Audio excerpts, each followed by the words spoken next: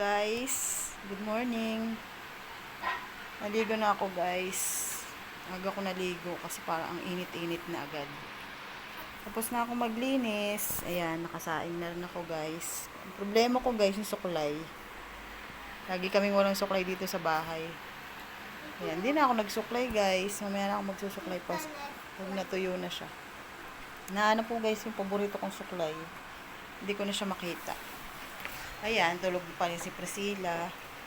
Pero nakalinis na ako guys ng bahay. Nalinis na yung bahay namin. Talagang maaga pa lang. Maaga ako nagigising tapos maaga rin ako naglilinis ng bahay. Ayan, talaga hindi ko nakakaligtaan na linisin yung bahay bago ako mag-upo. Ayan, kahit mag-upo ako mamanggang mamaya, nakalinis na ako. Guys, salamat guys sa inyong pananood ng aking mga video araw-araw. Bye bye guys!